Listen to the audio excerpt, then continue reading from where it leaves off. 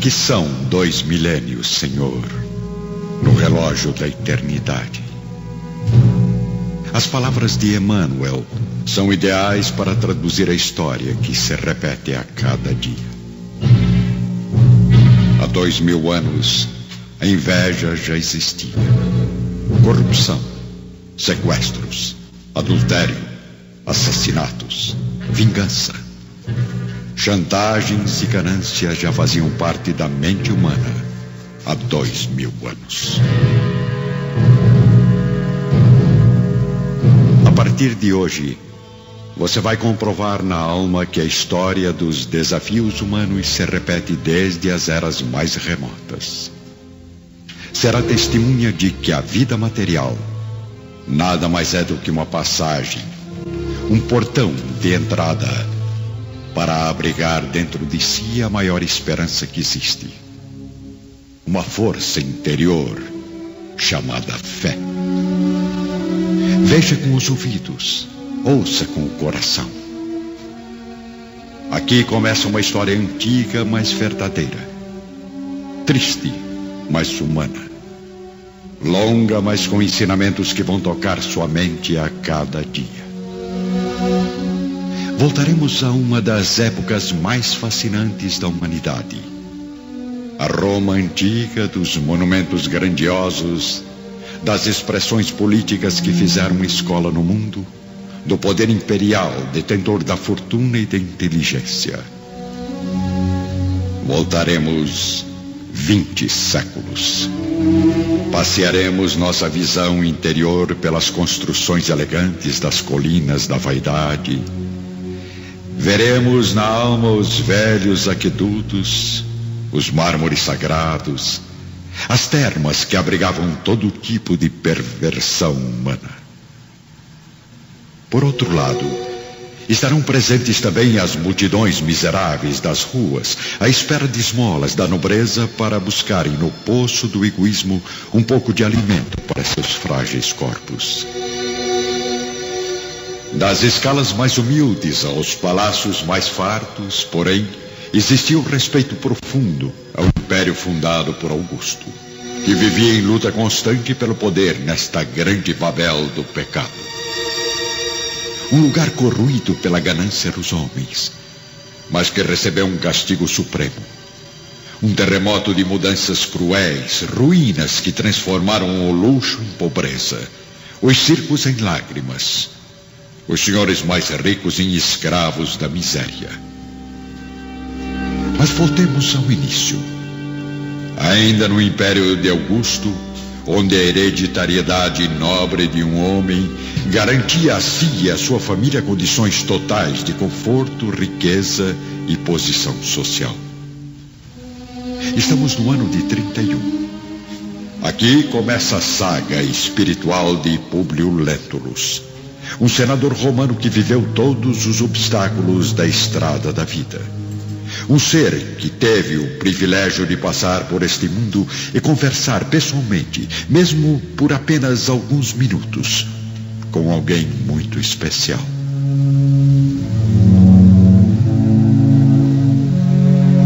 Há 2000 anos, Públio Lentulus, político orgulhoso e racional, encontrou este homem no caminho de sua existência e aprendeu uma lição eterna com o maior mestre da história, Jesus Cristo.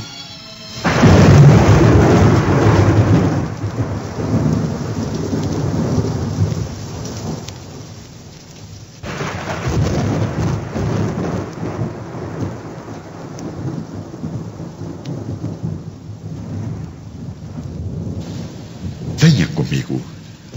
Esqueça tempo e espaço. Transporte sua mente para 2000 anos atrás.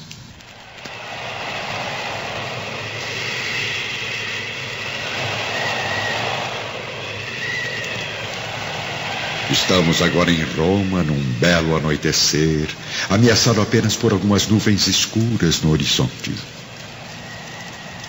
Caminhamos entre as ruas estreitas e notamos uma construção imponente, majestosa. É a residência do senador Públio Lentulus. Homem ainda moço, descendente de uma família de cônsules da República. Em companhia de Públio está Flamínio Severus, também senador, um pouco mais velho que o nosso anfitrião.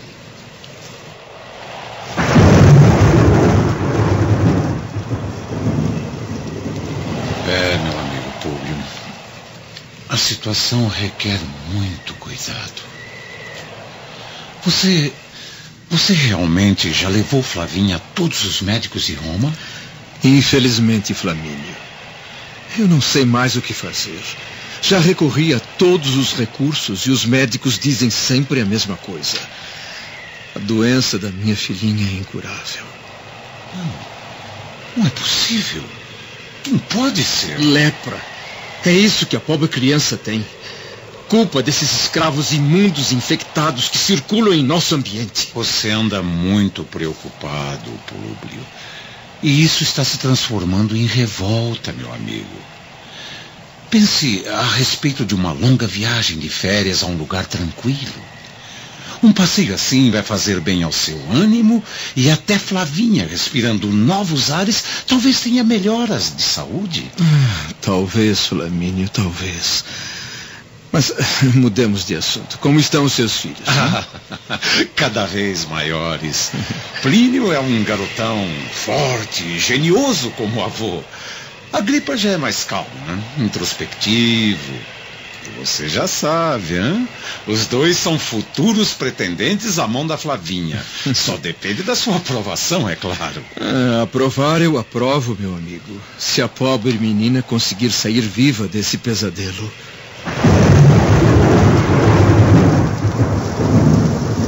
A chuva fica ainda mais pesada em Roma.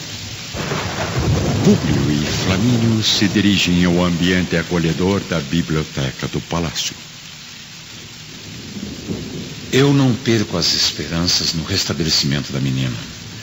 Confiemos na força dos deuses. Deuses. Sabe que eu não penso em outra coisa ultimamente. E faz muito bem. Há algum tempo eu venho lendo a respeito de antigas crenças e mistérios. E cada vez eu fico mais confuso. Por acaso você acredita que todos nós possamos regressar depois da morte ao teatro da vida em outros corpos? Mas é claro que não. Isso não passa de insanidade dos novos profetas que estão invadindo nossas crenças. E por que a loucura não pode estar com a razão? Como podemos explicar as contradições que existem neste mundo? Por que minha filhinha está com a carne dilacerada e apodrecida, enquanto vários ladrões miseráveis gozam de perfeita saúde? Que teria ela feito para receber tamanho castigo dos céus? Isto só pode ser uma dívida cruel com o seu passado espiritual. Não alimente esses devaneios, Públio. O passado nunca irá explicar o nosso presente, seja ele como for. Não existem crenças mais preciosas que a nossa.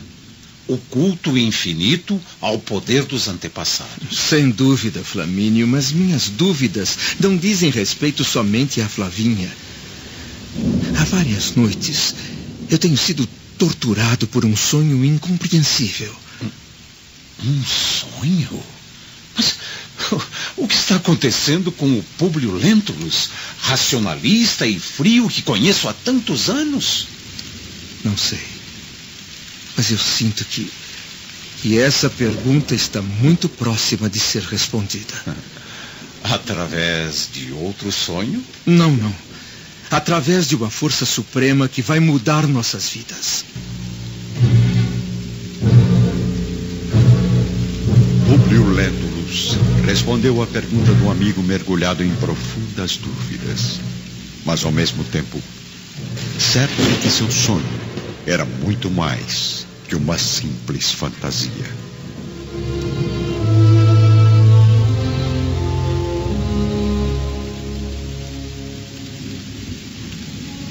Realidade ou não, eu me vi vestido de cônsul nos tempos da República. Lembro-me de ter participado de reuniões criminosas, decretado assassinatos de pessoas inocentes. E o pior de tudo, sentia prazer em praticar tais atrocidades. Enfim, todos os quadros hediondos dessa época sangrenta da história atravessaram minha visão incrédula. E eu fui o autor da maioria deles, conspirando contra os inimigos pessoais através do poder que exercia, mandando arrancar os olhos de adversários políticos na minha presença. Mas o pior estava por vir. Depois de tantas atrocidades, acabei sendo expulso do consulado. Senti a vingança dos meus atos nas mãos dos piores carrascos e fui torturado até o estrangulamento, experimentando todas as dores e angústias da morte. De repente, me senti envolto nas trevas mais profundas e passaram por mim todas as minhas vítimas do passado, clamando por justiça e vingança. Me lembro, contudo, de haver sentido a presença confortadora de minha esposa. Então notei que sua alma me era familiar desde as épocas mais remotas. Ela me conduziu a um tribunal estranho, onde figuravam os juízes supremos, iluminados por auras de sabedoria. O que possui a luz mais intensa dirigiu-me a palavra. Ele determinou minha volta às lutas do mundo para lavar minha alma das injustiças que havia cometido.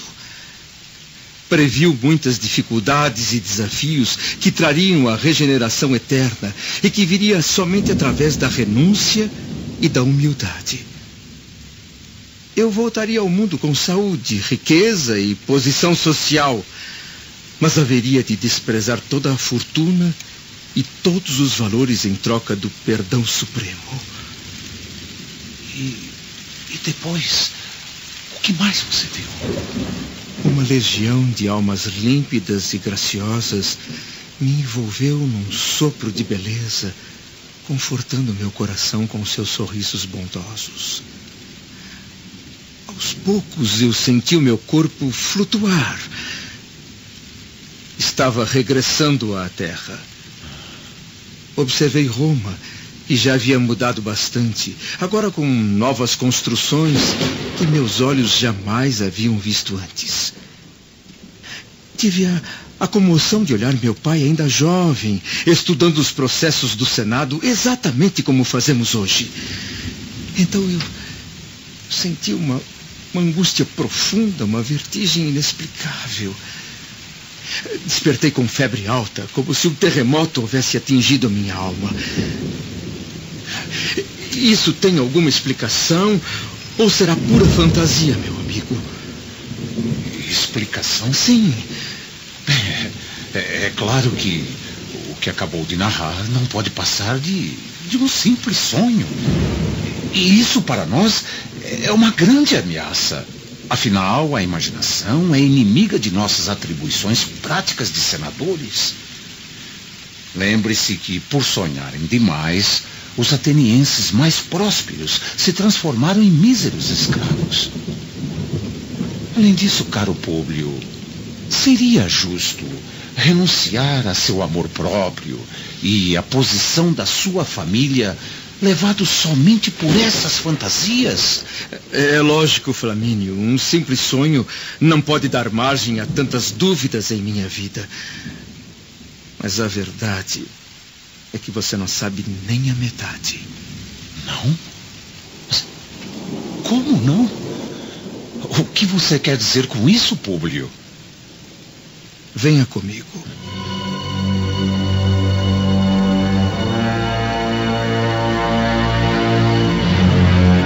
Públio conduz o amigo à grande câmara subterrânea, onde guarda seus mais sagrados pertences. Entre antigos documentos e estátuas, Públio se aproxima de uma velha imagem de cera.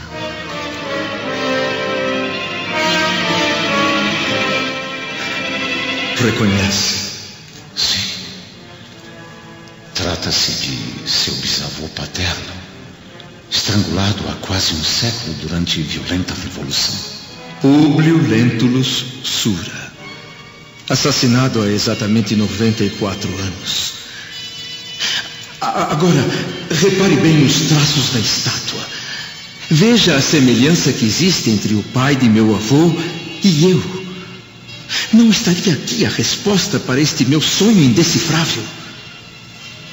Realmente, a semelhança é impressionante. Mas ela, como você sabe, é bastante natural e possível. Afinal de contas, existe a questão hereditária. Isso, porém, não me satisfaz plenamente. Consegui há poucos dias todo o acervo de papiros de meu bisavô. Veja esses documentos. A caligrafia é exatamente idêntica à sua. E não é só isso. Encontrei aqui várias sentenças de morte, as quais me vi decretando no meu sonho. Eu não sei mais o que está certo ou errado. São muitas coincidências. Há dias vivo este dilema no meu coração. Serei eu, Públio Lentulus Sura, meu avô, reencarnado? Frente a tamanhas provas de lucidez do amigo, Flamínio vê suas explicações racionais se desmoronarem, mas busca novas alternativas para defender suas crenças e tradições que considera superiores.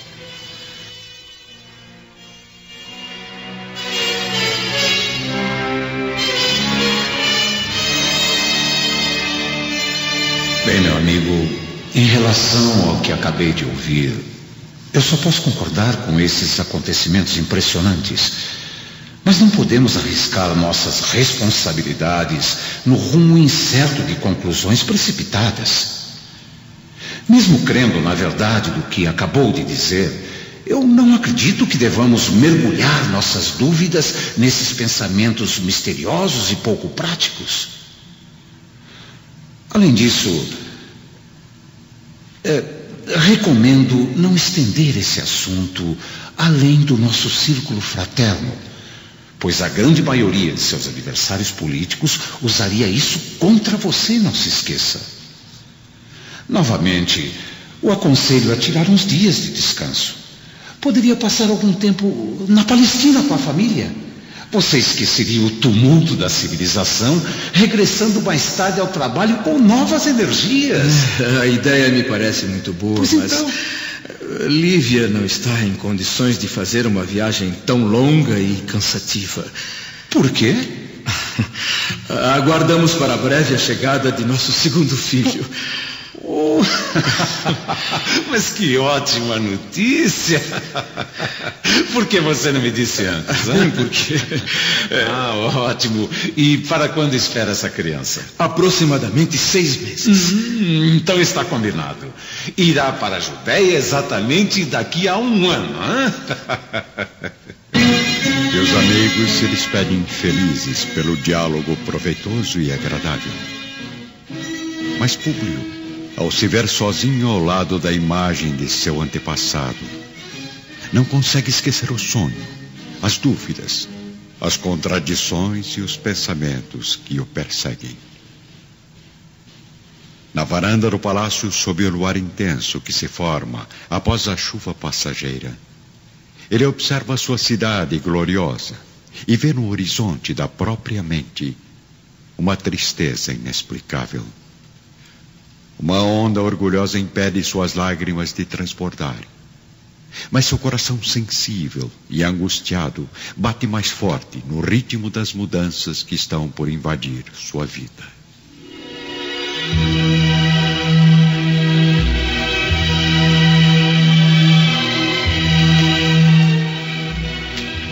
Com o início do Império, a mulher romana, de modo geral, se entrega aos prazeres do luxo excessivo e esquece as obrigações domésticas.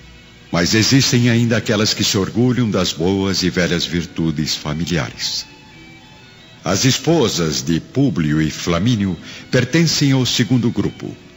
Lívia e Calpurnia, 2 mulheres especiais em todos os sentidos. 2 símbolos de bom senso e simplicidade que passamos a conhecer agora.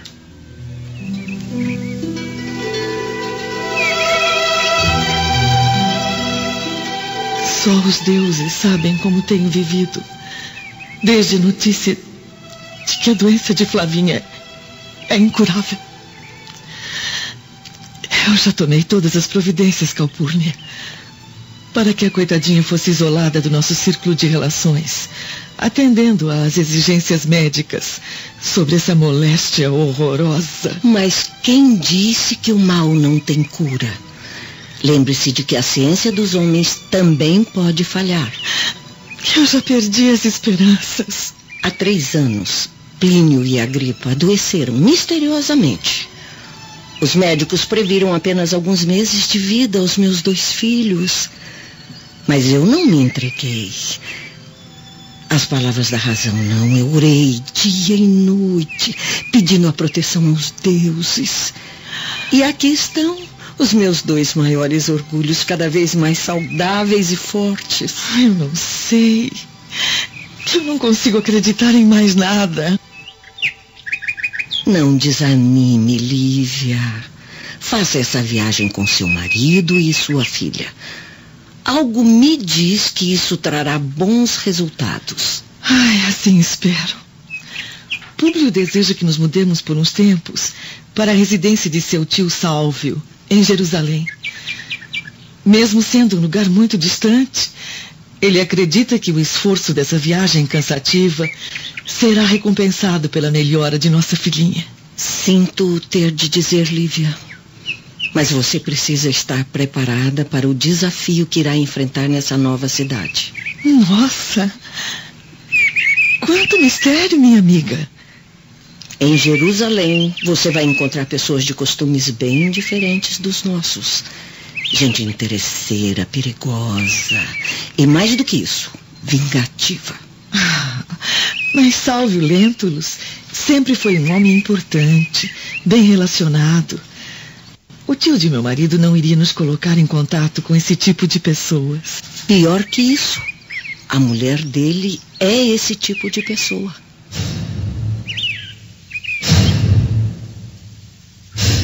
Ao ouvir o conselho da amiga, Lívia sente o primeiro impacto das surpresas que aconteceriam em breve na sua vida. E a maior delas terá um nome bastante conhecido da humanidade: Pôncio Pilatos.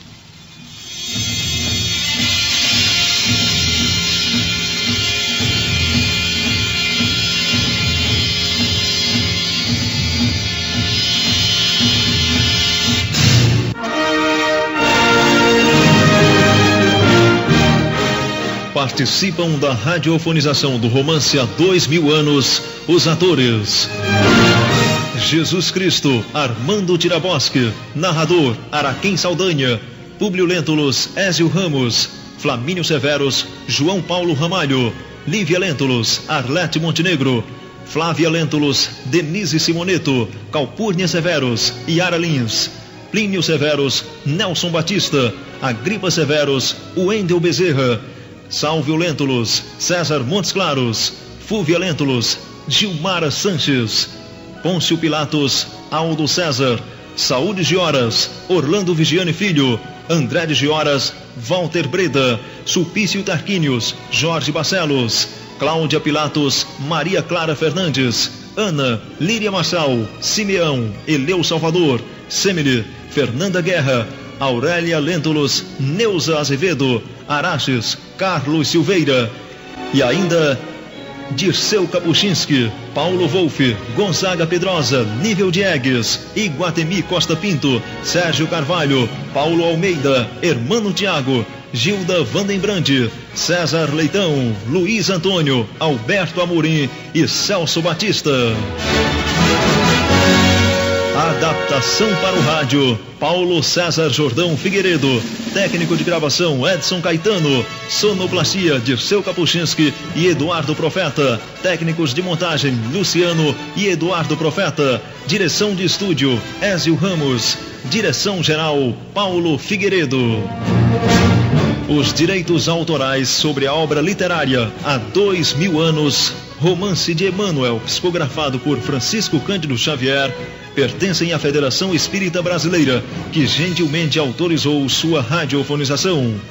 Uma iniciativa de José de Paiva Neto, diretor-presidente da LBV Mundial. Uma realização Legião da Boa Vontade.